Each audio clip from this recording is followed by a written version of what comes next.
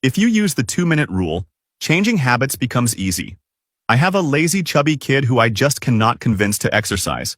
So every day when I get home from work, I don't say, let's go exercise. I say, come walk around the block with me. Tell me how your day went. And when we finish that first loop and we're about to go back inside, almost every time he says, wait, let's do one more. And we end up walking for 20 or 30 minutes.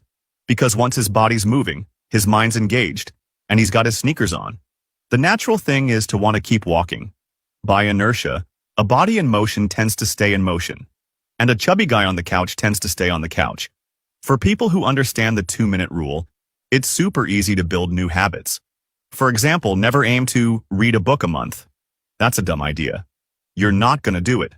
What you do is say to the lazy, chubby kid, let's read 2 pages together. He's not really in the mood, but hey, 2 minutes? That's doable.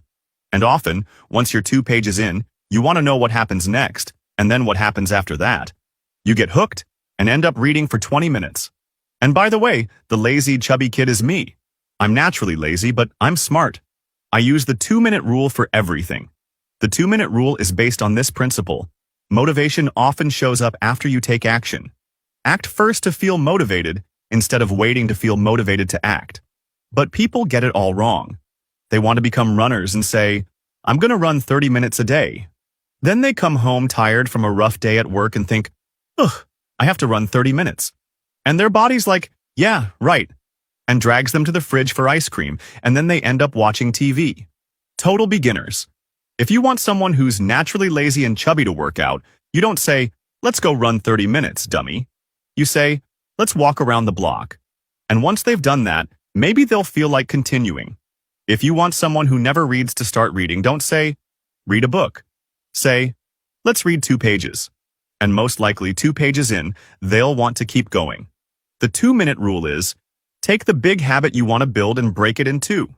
Its tiniest version, something you can do in 2 minutes, and everything else. And it works because doing something for 2 minutes is easy, so you're not lazy about it. You just do it.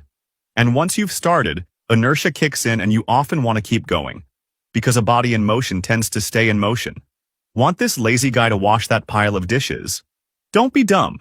Don't say, wash all those dishes. Say, put on a song you love and wash dishes for just 2 minutes.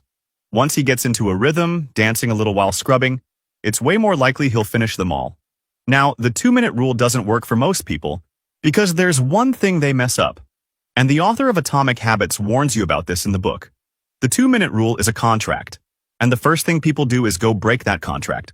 The deal is, if after 2 minutes you don't want to keep going, if the lazy voice in your head says, I want to go inside now, then you go inside.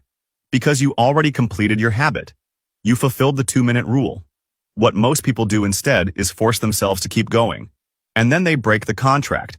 So the next day, when they say just 1 loop, they don't believe themselves. Because they already know they're not going to stick to the 2-minute rule. The author of Atomic Habits actually recommends that for the first 2 weeks, you only do the 2 minutes.